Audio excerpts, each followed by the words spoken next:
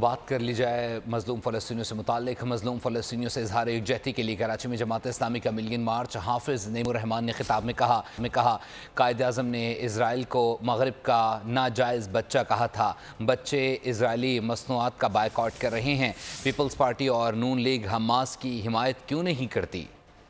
اعظم نے کہا تھا کہ اسرائیل مغرب کا ناجائز بچہ ہے، بچے بائیکاٹ کرتے ہیں وہ ساری پروڈکٹ جو اسرائیلی پروڈکٹس ہیں ان کا، لیکن یہ پیپلز پارٹی اسرائیل کے خلاف کیوں نہیں نکلتی؟